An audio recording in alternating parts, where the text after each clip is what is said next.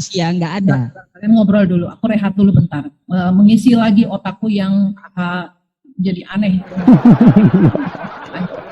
Kok jadi aneh? Ya nggak apa-apa lah buat ibu berpikir gitu. Nah, Tuhan. Nah, gimana sih ibu bilang Yesus tidak menyembah siapa-siapa, tapi dia berdoa menyembah kepada Allah. Nah, Dia menjadi manusia. Tidak menyembah kepada siapa-siapa. diingkari. Loh, Dia hanya menyuruh orang, termasuk iblis sekaligus. Dia katakan bahwa kamu hanya kepada Tuhan saja, kamu sembah. Lah ini Matius 26:39 apa? Kan dia Yesus sendiri nih yang sujud dan berdoa, bukan nyuruh orang lain. Bukan nyuruh murid, bukan. Ini di sini kata Yesus kepadanya, percayalah kepadaku, hai perempuan ya, saatnya akan tiba bahwa kamu akan menyembah Bapa bukan di gunung ini dan bukan juga di Yerusalem.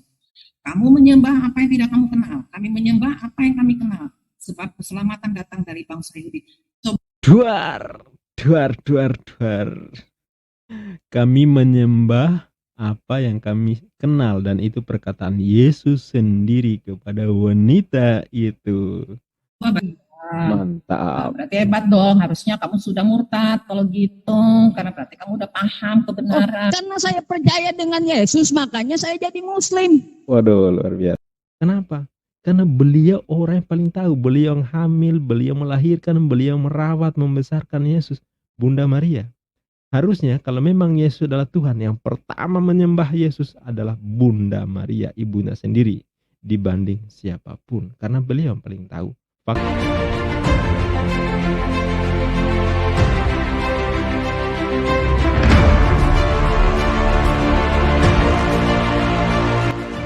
And how you do that?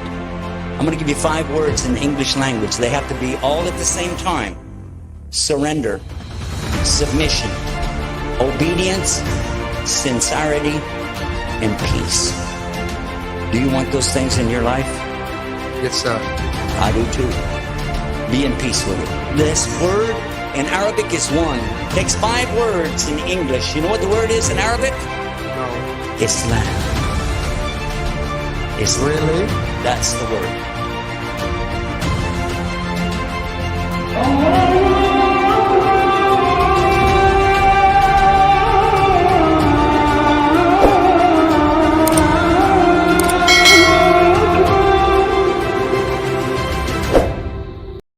Assalamualaikum warahmatullahi wabarakatuh. Bismillahirrahmanirrahim. Sahabat Fakta Islam TV yang semoga senantiasa mendapat curahan rahmat Allah Subhanahu wa taala, bisa memadukan fikir dan zikir.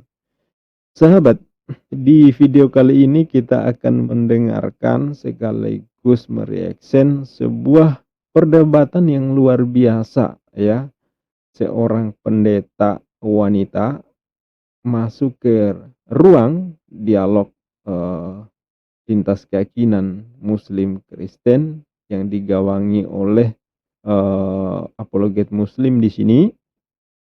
Nah, dengan masuknya pendeta wanita ini sangat seru sekali, dan dia cukup mempresentasikan seperti apa keyakinan Kristen yang dipahami oleh Oten pada umumnya, ya.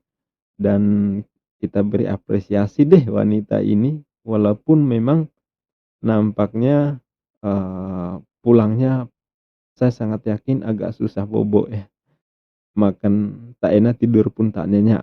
Ya, babak belur nampaknya. Tapi ya itulah, berani masuk di ruangan yang di situ ada apologet Muslim yang cukup mengerti, memahami jeroan kekristenan, itu sebuah risiko dan pertaruhan yang luar biasa.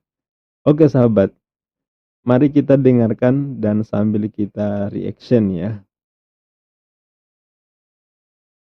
Tadi di depan, akal tanpa iman itu namanya akal-akalan. Betul. Iman tanpa akal ya itu imani saja. Betul. Jadi gini Yusuf PI, apa yang kamu tidak tahu, kamu belajar aja harusnya, bisa sambil tahajud dan bertanya kepada Allahmu.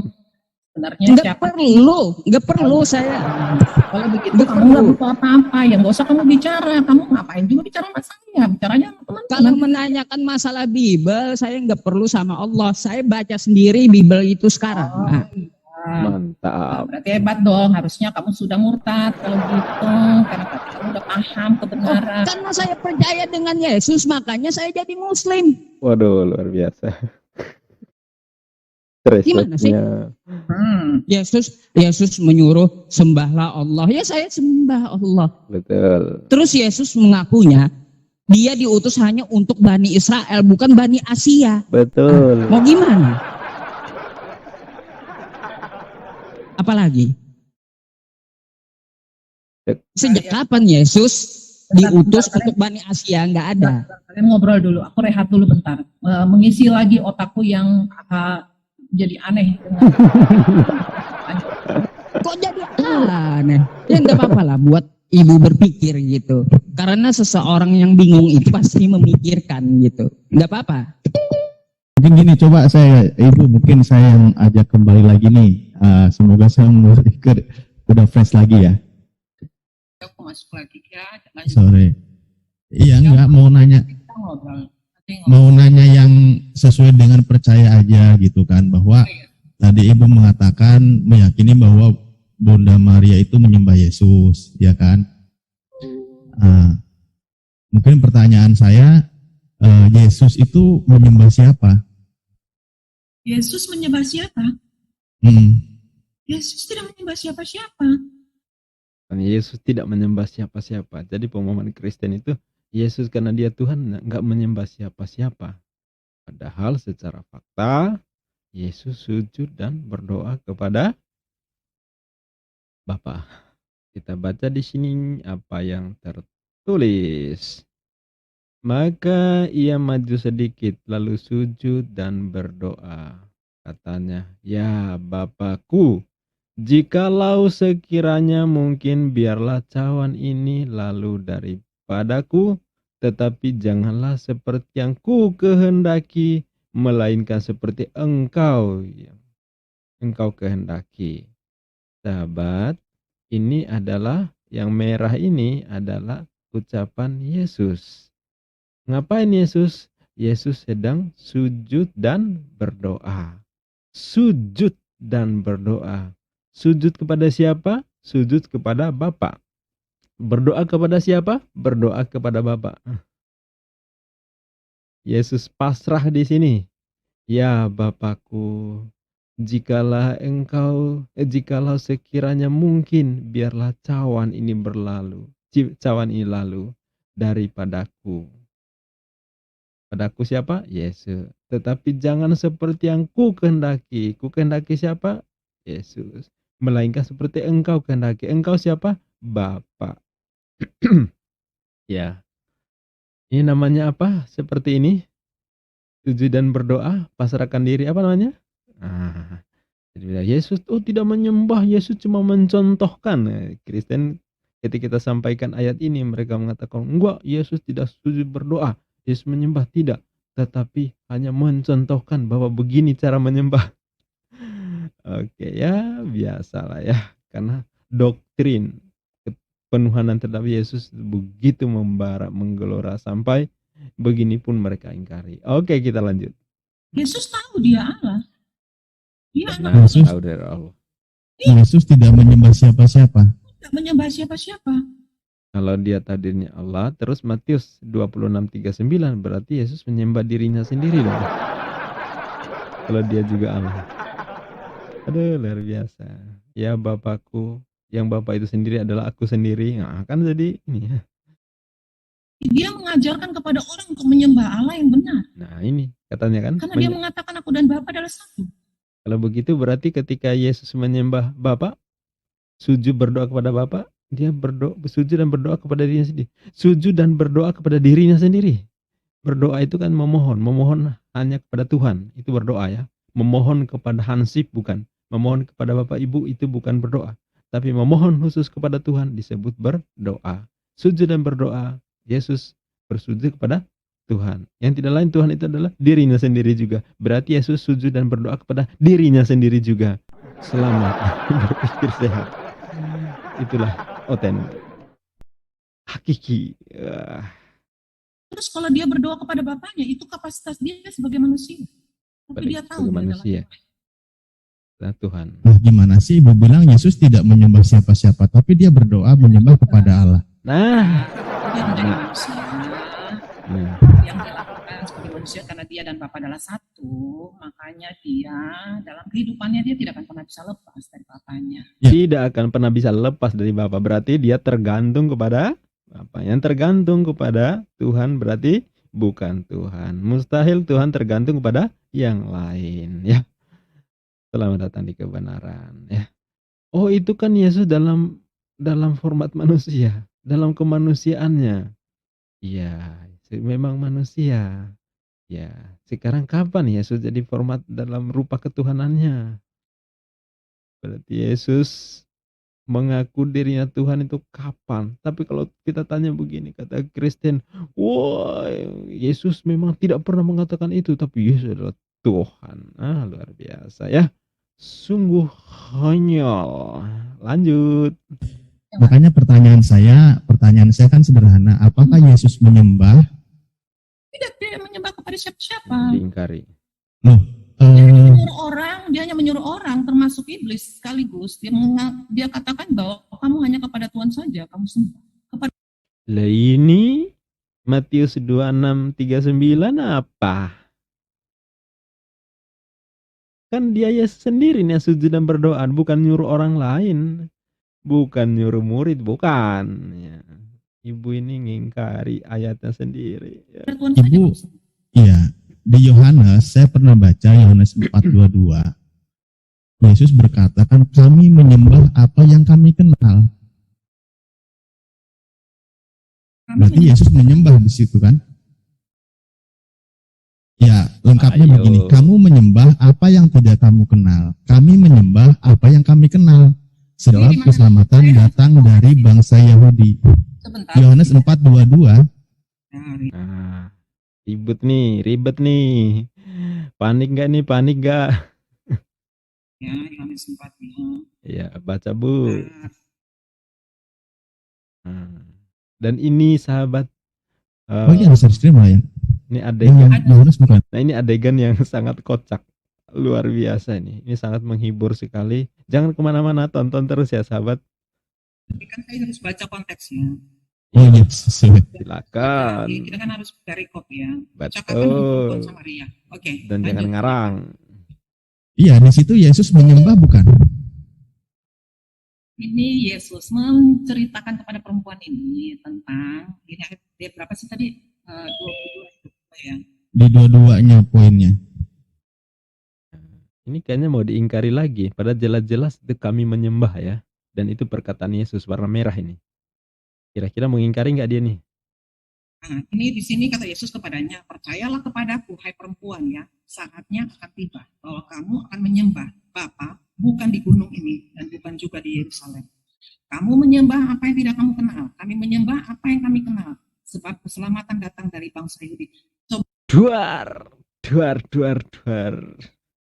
Kami menyembah apa yang kami kenal, dan itu perkataan Yesus sendiri kepada wanita itu. Bahasa Inggris, sebenarnya aku KJV-nya ya. Loh, aku nyari Kami bahasa di sini Inggris. huruf kecil, bukan kami huruf gede. Ya jelas saja kami. Ya. Karena Yesus tidak pernah menyebut dirinya kami. Oh, huruf kecil. tidak pernah menyebut dirinya kami, padahal di original teks itu nggak ada huruf besar huruf kecil, 22 apa 23? Oh iya, itu. nggak ada. Huruf besar kecil itu hanya diterjemahkan. Ya, Kenapa patokannya di bahasa Inggris? Emang originalnya bahasa Inggris ya? betul. Karena kan mungkin dulu-dulu ya waktu Nah, mungkin mulai orang ngarang. kesulitan untuk mencari padanan kata. Jadi mungkin kalau pakai translator ya maybe ya. Itu kan Saya dulu, nggak tahu. sekarang Bu. Tapi kadang-kadang bukan bilang apa ya, biasa itu kan error tentang terjemahan. Ngarang. Karena kan dulu perbendaharaan kata kita kan sangat pikir ya. Iya. Jadi mengambilkan dari bahasa Sanskerta, bahasa Arab, Iya. bahasa apa gitu. Tapi tidak mengubah makna. Ini udah kan? di share screen nih. Iya, Don't King James-nya. You worship we, ye know, not what we know, what we worship for salvation. Yeah. Jews. Jadi Anda percaya, worship, menyembah mulai. apa yang Anda tahu, what we know. Ngarang. Apa yang kita ketahui bahwa we worship for salvation. Woshi. Kami menyembah, kita menyembah karena keselamatan yang Kami berasal menyembah. dari Yahudi, ya. Jadi itu yang jadi Yesus di situ meminjam kata-kata itu istilahnya. Jadi bukan Mulai ngarang. Mulai menyatakan bahwa dia menyembah. Ya. Jelas-jelas ayatnya tertulis kami menyembah apa yang kami kenal, dan itu pernyataan Yesus sendiri. Ya. Kamu menyembah apa yang tidak kamu kenal. Kami menyembah apa yang kami kenal. Kan begitu. Sebab keselamatan datang dari bangsa Yahudi. Itu pernyataan Yesus sendiri. Jelas-jelas kami menyembah apa yang kami kenal. Lah kok diubah lagi? Sampai katakan meminjam. Ini dari mana rumusnya? Tapi beginilah karakteristik Oten, sahabat. Ayatnya menyebut apa, mereka ngarangnya apa. Itulah luar biasa. Kamu menyembah apa yang tidak kamu kenal. Itu dia memberitahukan tentang sesuatu yang pasti. Perkataan Yesus di sini itu ayat 21. Kata Yesus kepadanya, percayalah kepadaku, huruf besar ya, hai perempuan, saatnya akan tiba.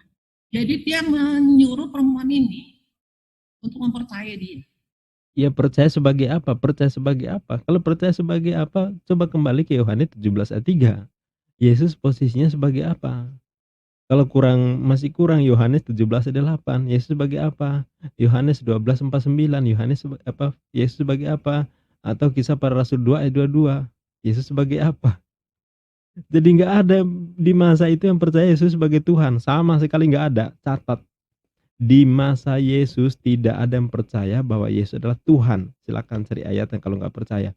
Kalaupun itu disebut guru dan Tuhan seperti di Yohanes 13:13, itu adalah Tuhan, tapi bertambahin H jadinya Tuhan. Ya, di masa Yesus nggak ada yang sujud menyembah sebagai Tuhan kecuali orang bodoh. Seperti orang Majusi saat Yesus lahir, katanya sujud, tapi nggak ada yang ikuti karena tahu Majusi adalah penyembah berhala. Oke, jadi seperti luar biasa wanita ini ya. Oten banget. Karena nanti saatnya akan tiba bahwa manusia tidak menyembah, bahwa kamu akan menyembah Bapa, bukan di gunung ini. Bapa yang disembah. Menyembah Bapa yang betul benar. Bapa.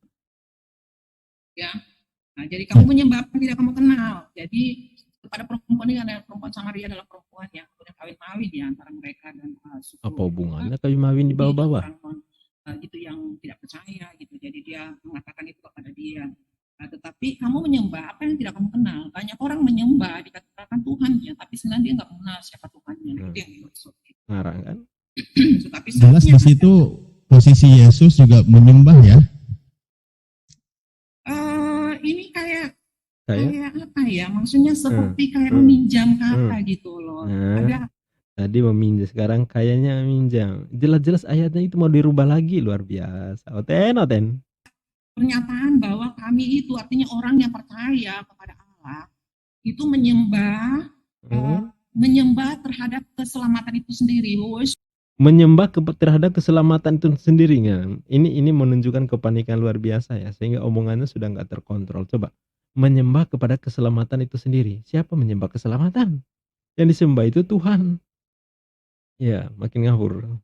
Salvation is of the Jews. Mau pakai bahasa Inggris kayak mau pakai bahasa Arab, bahasa planet sama. Itu menyembah kepada Allah yang membawa keselamatan. Ya iya. Dan keselamatan itu datangnya dari orang Yahudi. Iya. Atau mungkin singkat kata pertanyaan saya begini, di kalimat ini, perkataan Yesus ini, Yesus tidak menyembah di sini.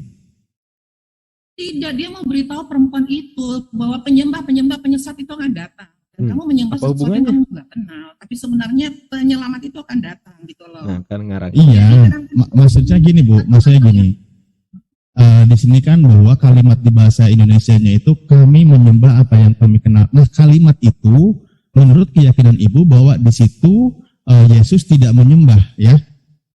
Nah, kan ditegaskan lagi, dan ini mau dijungkir balik, mau pakai bahasa apapun ya, putar belakang, depan, atas, bawah, tetap sama perkataan Yesus, kami menyembah apa yang kami kenal. Ya, siapa di situ? Yesus dan bangsa Yahudi. Dan ini nggak bisa diubah. Ya, mau pakai bahasa Inggris, mau pakai bahasa jangkrik, mau pakai bahasa buaya, sama. Yesus mengatakan kami menyembah. Itu loh. Bukan, jadi ini bukan bentuk penyembahan, tapi pemberitahuan kepada perempuan ini kan percakapan kepada perempuan Aduh. itu. Tapi Iya, pemberitahuan, betul pemberitahuan, tapi mengaku bahwa kami menyembah. Pemberitahuan kami menyembah. kamu menyembah yang tidak kamu kenal. Ya, karena kan Kami. ini lanjutan. Ini kan lanjutan dari ayat 21. Kamu Iya. mengenal, ya. Yang disembah siapa di ayat 21-nya? Ya bapaknya toh, kamu menyembah apa yang tidak kamu kenal. Bapak. Kami menyembah. Iya, menyembah Bapak kan? Percayalah Bukan Bukan kepada menyembah Yesus. percayalah kepadaku, kata Yesus kepada dia, Iya. karena waktunya akan tiba gitu loh. Ya, nah ini perlu saya perjelas ya sahabat. Iya. Kristen ketika untuk percaya selalu diarahkan bahwa percaya pada Yesus Tuhan. Padahal tidak pernah Yesus mengajarkan dalam Bible, dalam perjanjian baru bahwa Yesus adalah Tuhan. Tidak pernah. Di masa Yesus tidak ada menyembah Yesus sebagai Tuhan. Tidak pernah Yesus mengkristenkan seorang pun. Ada. Nah, Kristen itu membuat asumsi sendiri bahwa kata-kata seperti misalnya percaya, seolah-olah percaya pada Yesus sebagai Tuhan. Padahal ditegaskan di Yohanes 17 ayat 3, posisi Yesus seperti apa? Ya, posisi Yesus hanya utusan Tuhan, utusan Allah. Kalau dalam bahasa Arab disebut Rasulullah. Kan begitu. Jadi tidak pernah menyebut bahwa percayalah aku ini Tuhan, nggak pernah. Yesus tidak pernah mengajarkan kepada murid, tidak pernah mengajar kepada Bani Israel, percayalah aku ini adalah Tuhan. Ya, percaya di sini percaya sebagai Yesus utusan Tuhan. Diperkuat pernyataan Yesus sendiri, silakan baca di Yohanes 17 ayat 3, 17 ayat 8, 12 49, 5 30, Markus 12 29, Matius 4 ayat 10, Lukas pasal 4 ayat 8. Dan lain masih banyak lagi yang menunjukkan bahwa Yesus mengaku dirinya hanya utusan. Jadi kalau percaya artinya percaya Yesus sebagai utusan Tuhan, bukan sebagai Tuhan. Selamat datang di kebenaran. Kalau kamu kan menyembah Iya. Bapa bukan di gunung ini dan bukan juga di Yerusalem, tetapi Bapa yang benar di dalam Yesus Kristus gitu. Memang kan semuanya konteksnya itu dari perjanjian baru itu mulai dari mulai dari Matius itu berlanjut terus. Nggak ada hubungannya kan, korelasinya dengan yang ayat yang sedang dibaca, tapi ini mulai ngarang dia. Jadi nggak ada kalimat yang bertabrakan satu dengan yang lain, hanya kadang-kadang memang biasa ada kadang-kadang gini kan sesuatu yang kadang-kadang tersembunyi gitu. Kita tidak memahami sampai kita tahu karena dia banyak menggunakan peribahasa. Iya, peribahasa ke bahasa kias ke, tapi nggak satu pun yang memberikan penjelasan atau kejelasan perkataan atau lisan Yesus yang menunjuk dirinya sebagai Tuhan. Tidak pernah mengajak orang lain untuk percaya dirinya sebagai Tuhan, nggak ada, ngarang kalau ada ya. Jadi mau berlindung di balik kata-kata seperti apa juga sama, nggak berubah konteksnya. Itu banyak menggunakan peribahasa. Iya. Jadi kata kami menyembah di situ dipahaminya gimana, Bu? Kesimpulannya? Ya, walaupun Yesus mengutip kalimat-kalimat mengatakan bahwa kami itu mengutip kata-kata bahwa itu bahwa penyembahan itu hanya boleh terjadi yang berasal dari Yerusalem, dari Yahudi, orang Yahudi. Belepotan, karena kelihatan sekali ya, ini berusaha untuk mengaburkan penjelasan ini. Ayatnya jelas-jelas terang benderang. Mau dijungkir balik seperti apa juga sama maknanya, mau pakai bahasa manapun sama. Tapi kelihatannya ibunya sangat panik luar biasa sehingga omongannya tidak terkontrol lagi karena ini berusaha untuk ngabur sebenarnya. Ya, dia sendiri oleng sebenarnya. Mau menekankan doktrin atau dogmanya, sementara ayatnya berbeda, tidak mendukung gitu loh. Jadinya ya pusing, dia oleng. Gitu loh. Tapi nggak apa-apa, kalaupun dikatakan Yesus pun menyembah, dia kan manusia waktu itu, dia menyembah kepada Bapaknya, it's okay, nggak apa-apa. Ya, emang manusia sampai kapanpun manusia, kapan Yesus ngaku sebagai Tuhan? Kenapa enggak? Bisa jadi juga kalau misalnya dia bilang menyembah kepada Bapaknya, tapi dia bukan manusia yang menyembah kepada Allah. No. Karena dia dan Bapa itu No. satu. Gitu. Iya, dia Aku dan Bapa adalah satu, kok diartikan sebagai Tuhan, apa Yesus adalah Tuhan itu sendiri. Satu misi. Ya, Yohanes 17:3 itu sudah cukup menjelaskan kesatuan misi antara Yesus dan Tuhan. Tuhan tidak ngomong langsung kepada manusia, tetapi lewat perantaraan para rasul, para nabi. Sehingga nabi itulah yang menjadi perantara penyampai firman dari Tuhan kepada manusia. Manusia taunya dari nabi. Itulah misinya. Satu, apa yang dikatakan oleh Tuhan itu disampaikan lewat nabi. Satu kesatuan, yaitu membawa manusia pada jalan keselamatan. Aku dan Bapa adalah satu. Bukan satu pribadi tentu saja, ya. Masa satu pribadi, satu manusia, satu Tuhan bersatu padu pada saat lahir, brojol? Bapak mana? Ikutan lahir. Yesus beol? Apa Bapak ikutan beol? Enggak. Aduh. menyembah Bapa kan di sini konteksnya. Karena dia mengenal Bapa kan gitu kan. Kapasitas dia sebagai anak kepada Bapaknya. Gitu, enggak apa-apa. Walaupun memang dia harus menyembah, tapi bukan sebagai manusia. Nah, Sebagai kan? anak manusia. Nah, Sebagai anak lain Allah. lagi. Nah, Dia menyembah kepada Bapaknya. dia ngakui. Nah, iya dia menyembah Tuhan, berarti kan Bapaknya kan Tuhan. Dia anak manusia, dia menyembah Tuhan kan Dia gitu. anak manusia, tapi Betul. bukan manusia. Anak manusia bukan. Dia anak manusia tapi bukan manusia nih, gimana? Luar biasa silat lidah. Opten banget. Secara Anak dia manusia tapi bukan manusia.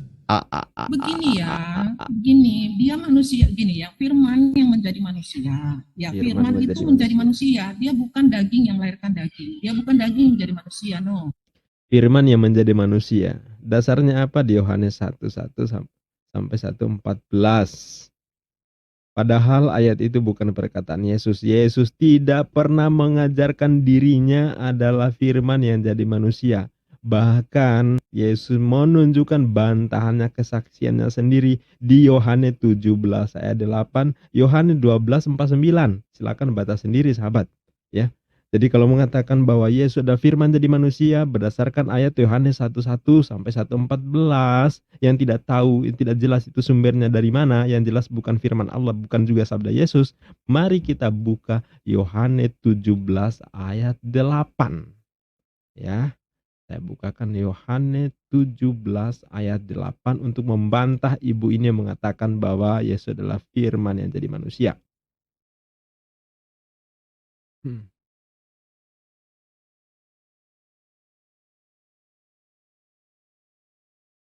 Oke, ini dia. Ya. Ini perkataan Yesus yang warna merah, ini perkataan Yesus. Sebab segala firman yang engkau sampaikan kepadaku, segala firman yang engkau sampaikan kepadaku telah kusampaikan kepada mereka, dan mereka telah menerimanya. Mereka tahu benar-benar bahwa aku datang daripadamu, dan mereka percaya bahwa engkaulah yang telah mengutus aku. Sebab segala firman, firman dari mana? Firman dari Tuhan. Yang engkau sampaikan kepadaku berarti Tuhan menyampaikan kepada Yesus. Ku ini adalah Yesus. Telah kusampaikan siapa menyampaikan? Yesus kepada mereka. Siapa mereka? Bani Israel, murid-murid, dan mereka telah menerimanya. Ya. Mereka tahu mereka siapa? Bani Israel atau murid-murid. Tahu benar-benar bahwa aku siapa? Aku ini Yesus, datang daripadamu. Mu itu siapa? Tuhan, Bapa. Yang percaya, dan mereka percaya bahwa engkau siapa? Bapa, Tuhan, yang telah mengutus aku. Siapa aku ini? Yesus. Jelas ya? Segala Firman yang engkau sampaikan kepadaku telah kusampaikan kepada mereka. Yesus menerima firman dari Bapa kemudian disampaikan lagi kepada murid-muridnya. Sangat jelas. Jadi bagaimana dikatakan bahwa Yesus adalah firman jadi manusia? Ini gimana sih? Bertentangan dengan kesaksian Yesus sendiri. Kalau kurang jelas saya tambahkan lagi di Yohanes 12:49.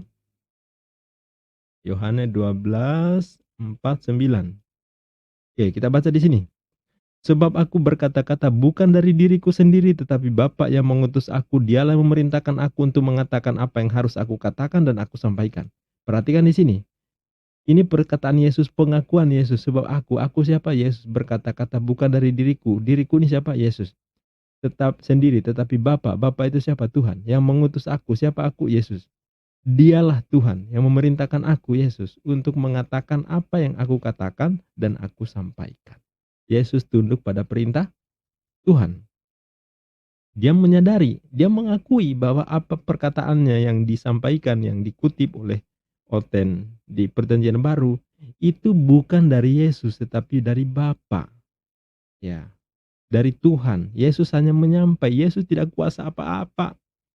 Kalau nggak yakin, saya bukakan lagi di Yohanes 5:30. Ya. Jadi di Yohanes 12:49, sebab aku berkata-kata bukan dari diriku sendiri, Yesus, tetapi Bapa yang mengutus aku. Dialah yang memerintahkan aku. Yesus diperintah oleh Bapa untuk mengatakan apa yang harus dikatakan. Perkataannya apa? Firman. Dari mana? Dari Tuhan. Yesus hanya penyampai firman. Diperintah oleh siapa? Diperintah oleh Tuhan. Bukan maunya Yesus sendiri. Oke? Kurang yakin? Masih kurang yakin? Kita buka Yohanes 5:30.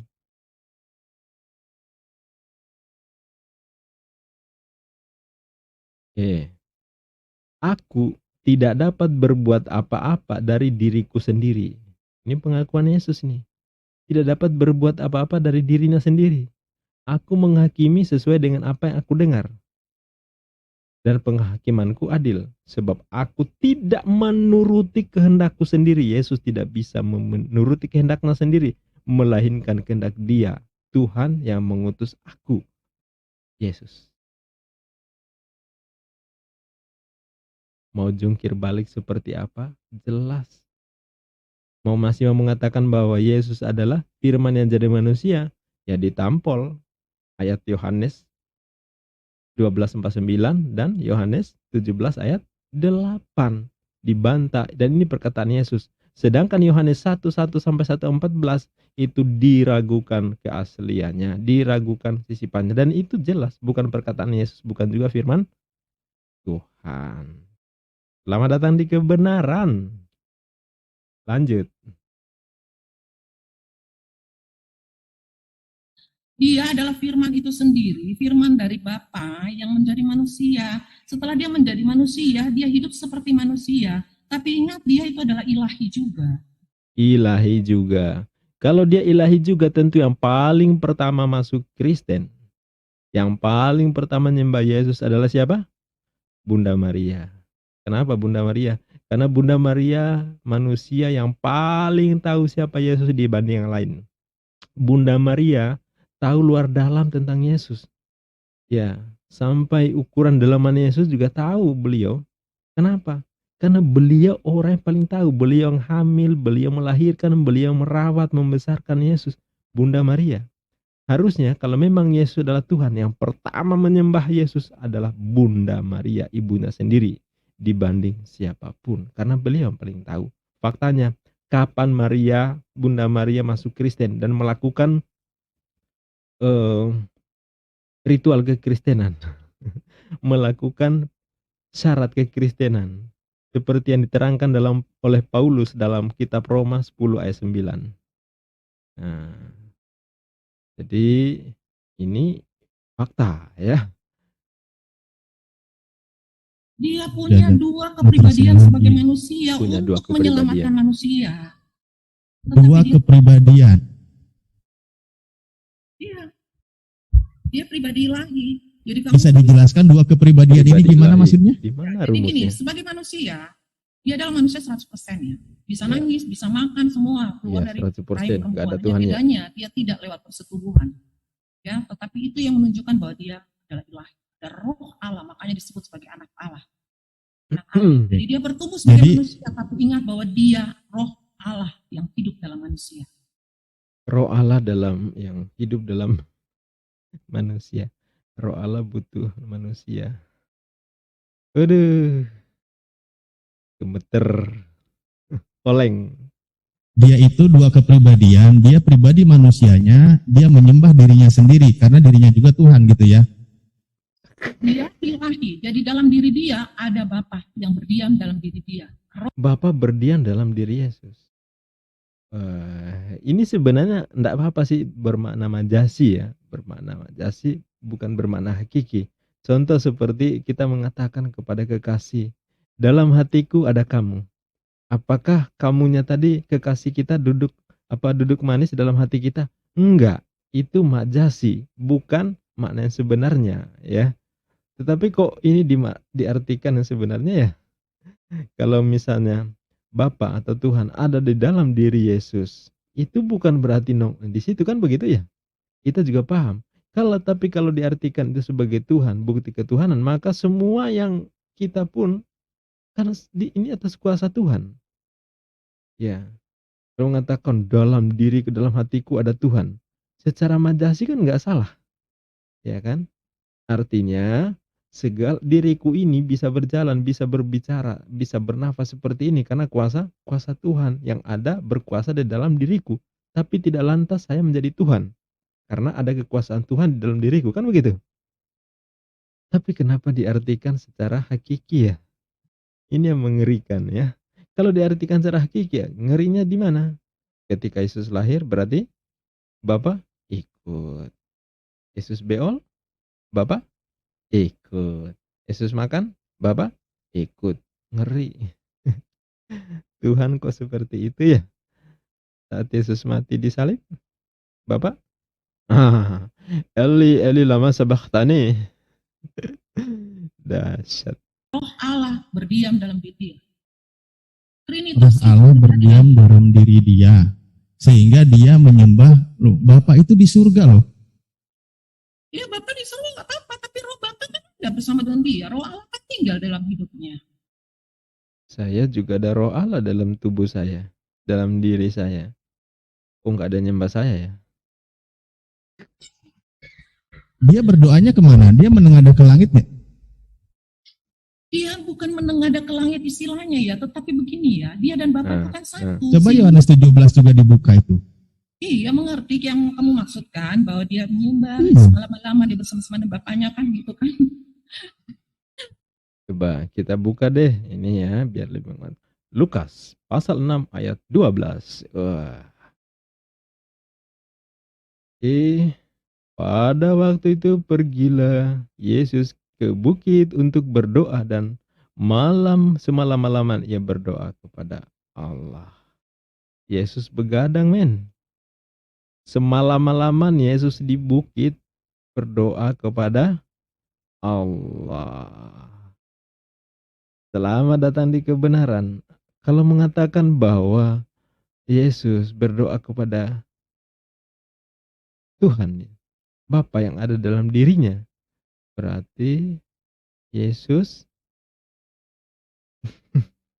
berdoa kepada dirinya sendiri. Aduh, kalau orang gila itu ngomong pada dirinya sendiri. Kalau orang itu ngomong pada diri sendiri, ngobrol gitu sendiri, kita bilang halu. Kita bilang gelo. Ini Yesus loh. Dia menyembah, sujud pada dirinya sendiri, berdoa kepada dirinya sendiri. Ngeri ya.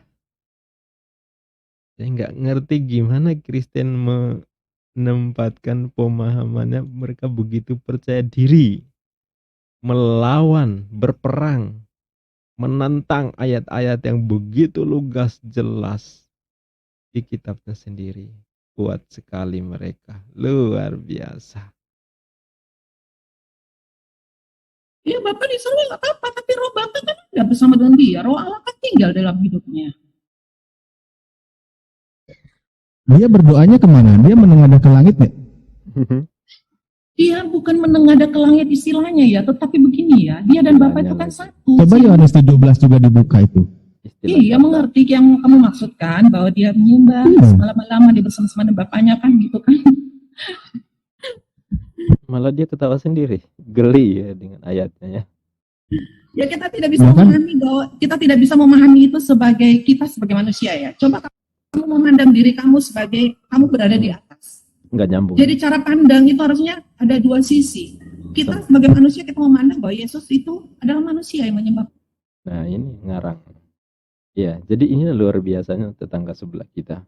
Ayatnya jelas-jelas bilang apa, tapi mereka berusaha untuk mengingkari itu dan diartikan berbeda. Luar biasa kan? Ya, luar biasa. Jadi inilah apa yang tertulis di kitabnya mereka. Mereka pahami berbeda. Jadi ini sebuah pertarungan yang luar biasa antara Oten dengan kitabnya sendiri. Bapaknya. Tapi kalau kamu melihat diri kamu dalam kapasitas sebagai Allah di atas, kamu akan memandang bahwa oh yang dilakukan Yesus itu adalah persekutuan dia dengan Bapaknya. Ya, nggak ada hubungannya kali. Aduh, jangan diajak keliling-keliling membuat saya bingung. Kadang-kadang Nah, iya, jadi bukan, artinya gini, memang susah itu ketika kita memaksakan posisi sesuatu bukan pada tempatnya. Betul, betul sekali. Ayat yang tertulis apa, dikarang maknanya seperti apa, itulah yang membingungkan. Kalau yang begini sahabat, kalau ada 10 Oten ditanya saat pertanyaan seperti itu, akan ketemu bisa 40-50 jawaban. Sangat variatif sekali. Ya, kenapa? Karena masing-masing ngarang, nggak lagi berpijak pada ayat yang tertulis, nyatanya tertulis di situ. Itulah Oten.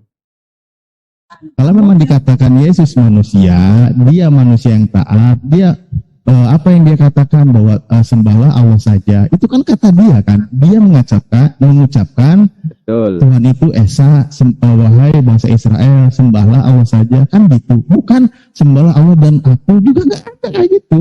Betul. Coba kita buka deh sebagai pembanding lagi ya saya akan buka di Markus. Markus ini perkataan. Jadi yang saya kutip ini perkataan Yesus semua ini ya. Markus 12 ayat ke 29. 29. Oke. Ya. Baca di sini. Jelas ya. Jawab Yesus, hukum yang terutama ialah dengarlah hai orang Israel, Tuhan Allah kita, Tuhan itu Esa.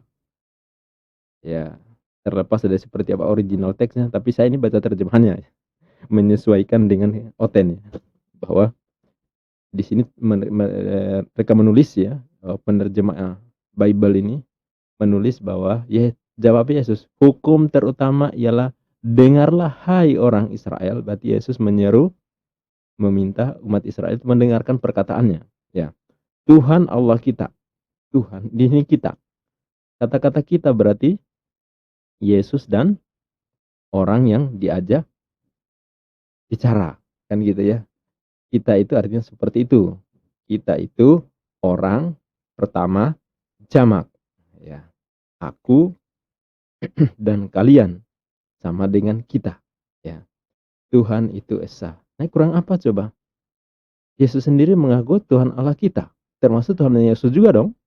Nah, tapi kalau tanya Oten, ini dirubah lagi nih. Diingkari lagi, diputer sedemikian rupa supaya berbeda maknanya dengan yang ada ini. Padahal jelas-jelas ini kutipan pernyataan Yesus sendiri. Itulah Oten sejati.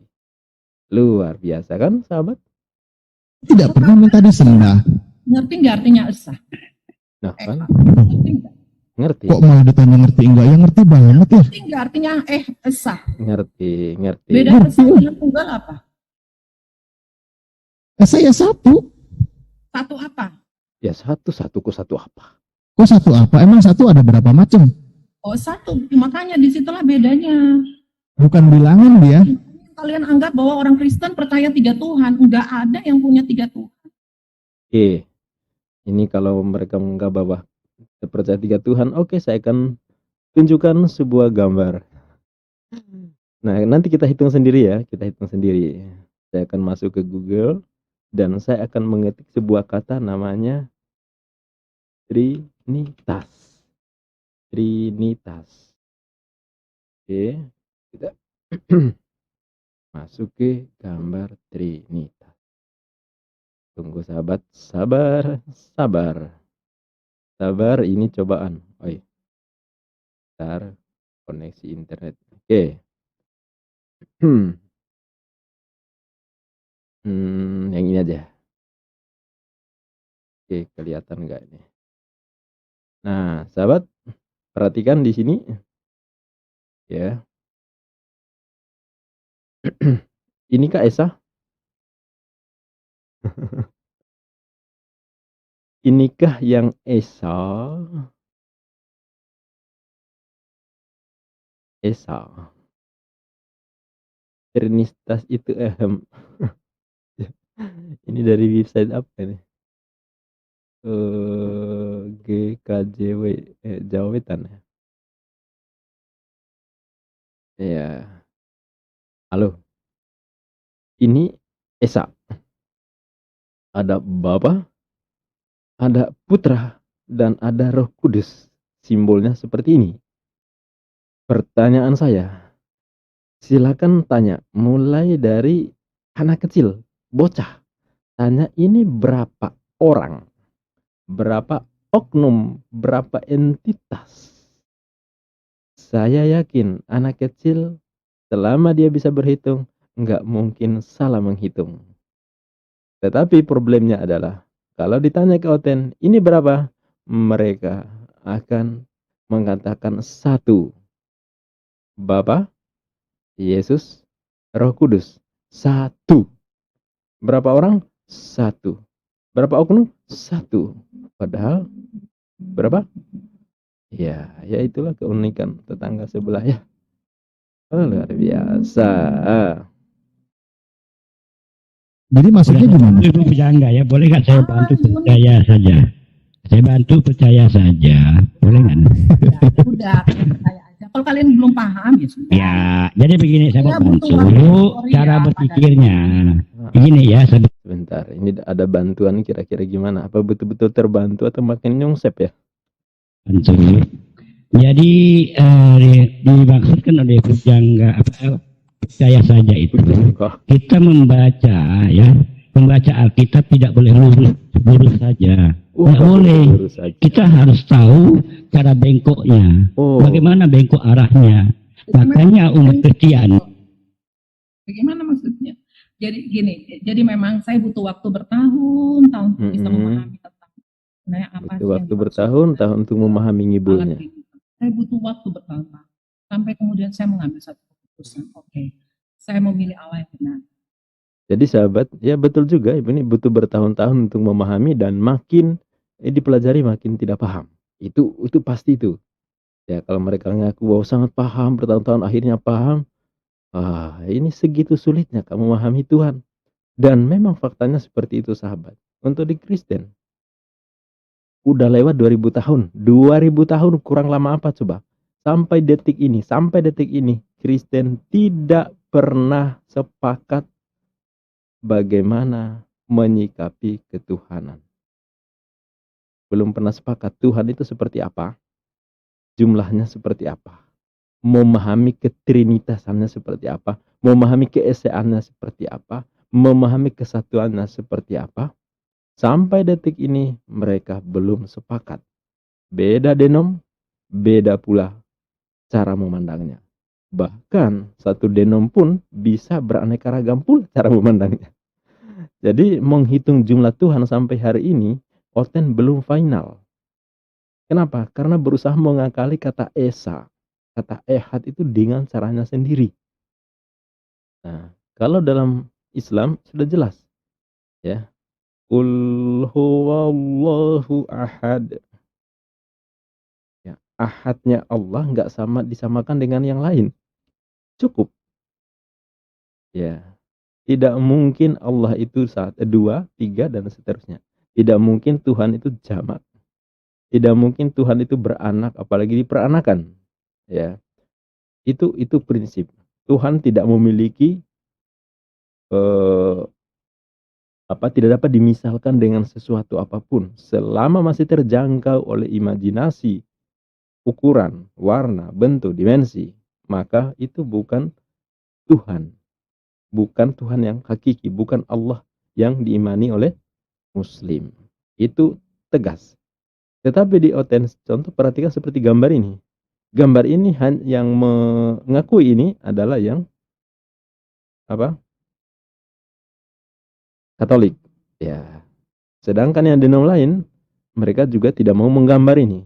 Tapi mereka mengakui bahwa seperti ini juga cara memahami keesaan Tuhan yang mereka imani. Luar biasa. Ya. Saya butuh waktu banyak sekali, bertahun. Iya Bu, benar.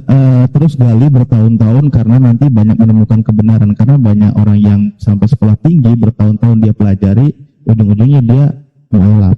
Itu fakta yang tidak bisa dibantah. Pelajari terus Bu. Banyak itu siapa-siapa. Oke, kalau gitu saya sebutkan aja deh kalau seperti itu. Pertama, kan banyak kita lebih dari satu ya. Di Indonesia yang saya kenal Bu ya. Pertama Hani Kristianto. Ya kan? Dia berjuang untuk mencari kelemahan Islam, tapi pada saat yang sama makin lama akhirnya dia mengakui kebenaran Islam. Sekjen Mualaf Center Indonesia. Siapa lagi?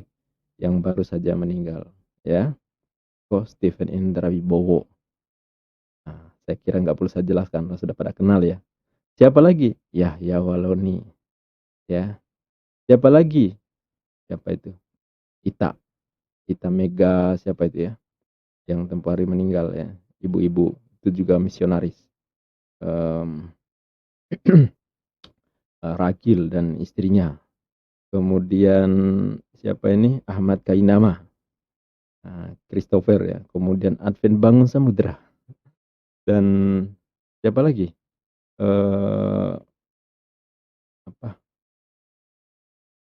Pak Joshua, Pendeta Joshua. Kemudian Mehanan, siapa itu yang dari gereja karismatik itu pendeta juga. Banyak sekali ya, kalau kita sebutkan bilang banyak, termasuk juga Irene Handono. Jadi banyak tokoh yang sekarang mualaf sebenarnya dulunya adalah orang yang awalnya justru ditugaskan atau mempelajari kelemahan atau kesalahan Islam. Akhirnya mereka masuk Islam. Jadi terjawab. Dan banyak. Ini kalau kita list banyak sekali. Ya, itu hanya beberapa contoh yang sekilas langsung hinggap di kepala saya. Ya. Nah, lebih banyak mana dengan yang di YouTuber itu? Gak usah deh. Pada akhirnya. YouTuber yang mana? Yang bidikan apa itu? Artis-artis binaan, artis yang dibuat oleh si Kuncup bulu-bulu itu, yang semuanya ngawur ya, pura-pura seolah-olah mereka mualaf padahal seolah-olah mereka murtadin padahal bukan, mereka kadal ya, kafir dari lahir ya. Masa itu dipercaya sebagai murtadin? Aduh, parah Bu. Itu ya, pada akhirnya ingat. Saya bukan mau mengalihkan bahasan, Nah, sudah saya nyambung. Saya nyambung, bantu ibu ini ya. Silakan dibantu Pak, mudah-mudahan tertolong karena terlalu menyungsep. Setiap lutut bertelut dan setiap lidah mengaku Yesus Tuhan, itu baru kesudahan zaman. Jadi begini Bu, saya bantu. Makanya saya katakan tadi ya, di saat kita membaca kitab suci Ibu, tidak boleh lurus saja berdasarkan literat, nggak boleh. Betul. Ya, harus memahaminya bengkok-bengkok karena yang tertulis apa, yang dipahami apa. Lalu 100 orang yang baca, 1000 pemahaman. Inilah kitab suci tetangga sebelah. Kita harus membacanya ada bengkok-bengkoknya, ada keluk-keluknya begitu kan, ada liku-likunya. Makanya cara berpikir, iya benar, makanya kan setuju Ibu ya. Makanya cara berpikirnya oten-oten itu, cara berpikirnya oten-oten itu selalu berbengkok-bengkok dan berkelok. Maka dari itulah pemikiran timbul. Ya, sehingga betul. terjadi. Betul Itulah sekali, Pak. fakta ya, itu fakta. Ini yang apa yang disampaikan Ibu. Terima kasih Bu ya, saya bantu Ibu. Dibantu katanya sih dibantu. Saya berharap ibunya tertolong, dibantu oleh bapak ini. Tapi malah bikin ibunya makin nyungsep. Aduh, kasihan. Ya, sahabat. Jadi, ya, saya kira cukup sampai di sini. Ini cukup mempresentasikan apa yang dipahami Oten pada umumnya. Ini seorang, kalau di deskripsi, katanya sih pendeta. Ya, tapi kita nggak tahu seperti apa. Tapi melihat ini ya, lumayan lah. Kegigihannya dia bisa masuk ke room ini dan kalau kita muslim pengen memahami seperti apa jeroannya ke Kristen, seperti yang dipresentasikan ibu ini. Seperti inilah Oten dalam memahami kitabnya. Yang tertulis apa? Yang mereka katakan apa? Yang dipahami apa? Sekali lagi saya katakan, 10 orang ditanya, itu bisa 15 atau 20 jawaban yang berbeda. Kenapa? Karena tidak berpijak pada apa yang tertulis di situ. Contoh seperti tadi ketika membahas tentang pengakuan Yesus, ya, tentang kami menyembah Tuhan yang kami kenal. Kan dibantah kan? Oh, Yesus tidak. Ini dalam arti. Oh. Begitulah. Padahal jelas-jelas mau dijungkir balik seperti apa, sama, nggak berubah maknanya. Tetapi berusaha mereka menjungkir balikan itu. Nah, dan yang paling luar biasa lagi adalah setiap kata-kata percaya di perjanjian baru itu mereka selalu mengartikan bahwa percaya itu adalah percaya Yesus Tuhan. Yesus mengajarkan mereka percaya. Mereka mengartikan percaya bahwa Yesus Tuhan. Padahal di zaman Yesus tidak pernah ada ajaran mempercayai Yesus Tuhan. Kan gitu ya. Gak ada. Murid-murid apakah mereka mempercayai Yesus sebagai Tuhan? Enggak. Ya. Bunda Maria, apakah percaya anaknya Tuhan? Enggak. Lalu kapan Yesus mulai dituhankan? Mulai dituhankan kapan? Ya, silakan baca Roma 10 ayat 9. Siapa menulis itu? Paulus. Ya, coba saya tampilkan ya, biar lebih elegan. Ketika kita menyebut ayat, kita tampilkan. Oke.